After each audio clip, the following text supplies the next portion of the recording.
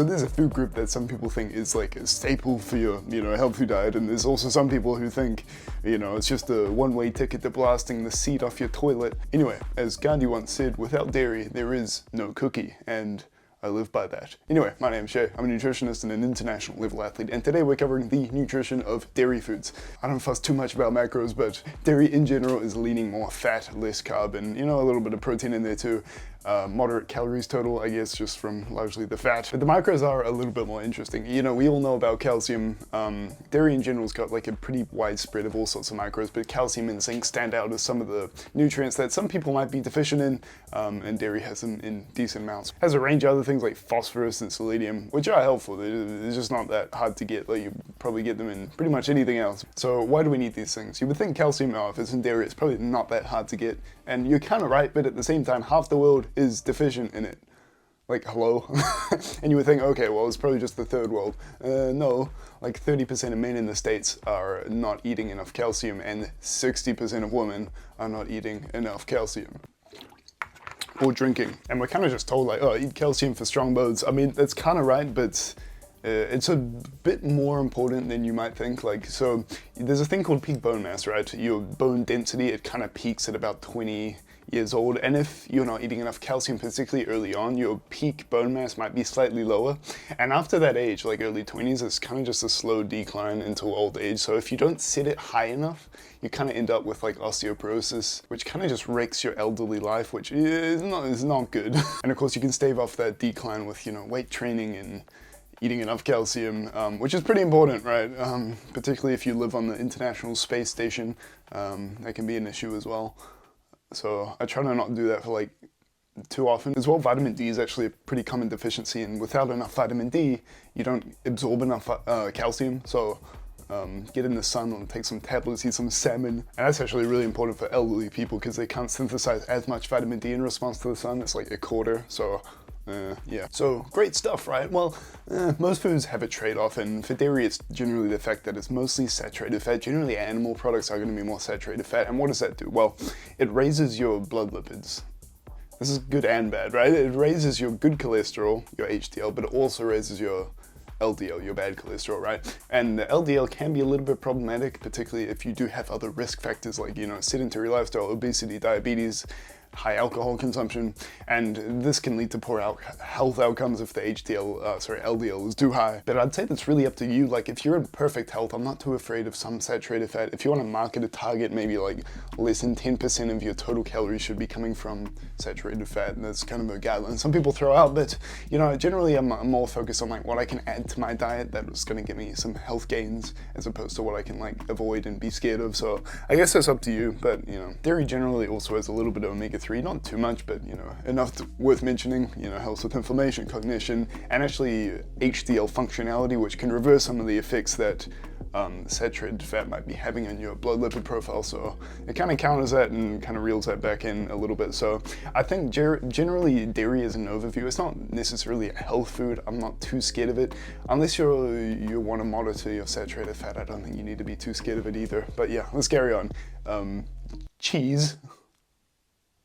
I don't have any cheese with me, unfortunately. So in Chronometer, I threw in a bunch of dairy products and kind of adjusted it for like what maybe a serving size might be, so like more milk than cheese as total grams.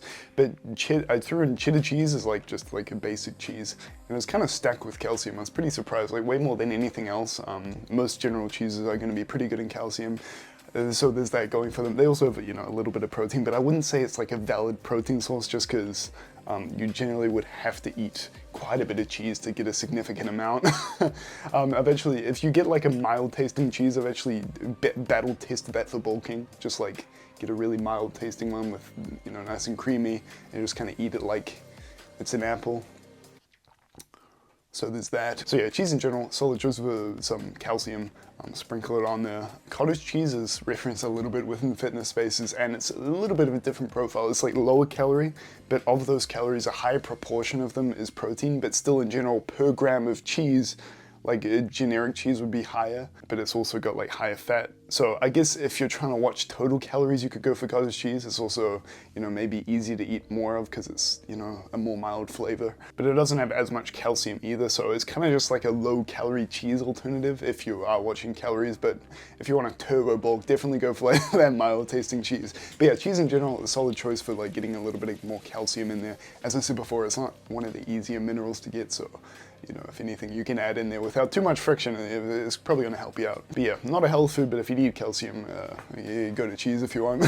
Okay, now on to yogurt. Now I think yogurt's a little bit overrated. It's maybe mentioned more by like those bodybuilding bros. Oh, low calorie, high protein. Like that's the only thing they care about. But even then, it's like not that high in protein. Like you need to get like 400 grams in for some of these sources to get like a 20-gram serving of protein.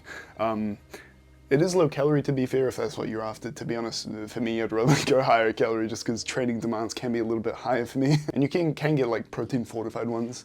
They taste pretty good. They're usually jam-packed with like a lot of sugar, but you know, if you're, again, similar to saturated fat, if you're in good health, I'm honestly quite like lax about sugar.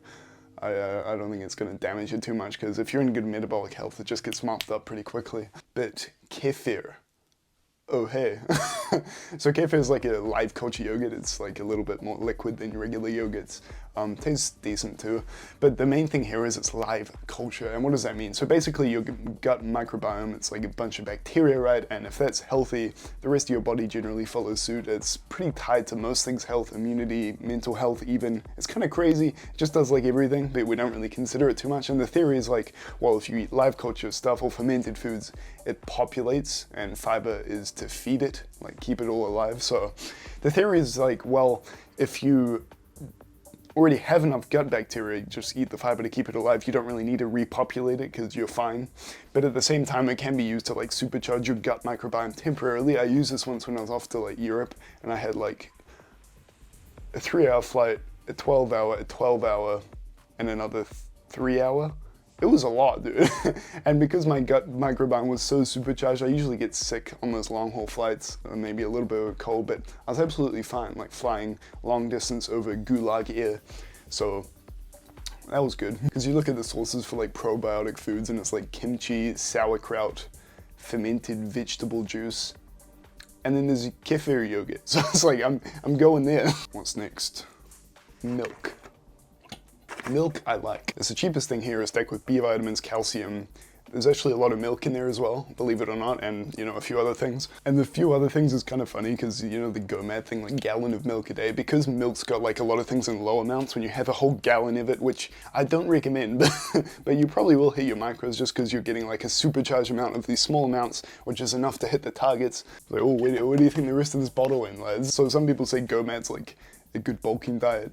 Some people say it's just a speed run to getting a massive acne breakout. Something I recommend, maybe if you did it with skim milk, you'd avoid some of this like saturated fat craziness, because it'd be a lot, dude. It'd be so much. Cool thing, milk is actually a good source of vitamin D, which is uncommon among foods. It's probably one of the hardest nutrients to get from food alone, which is why we rely on the sun a little bit to, you know, we actually make it in response to that UV light. But yeah, vitamin D, usually in like oily fish like sardines or salmon, which can be a bit more expensive, well, the salmon at least, and some people just don't want to eat sardines.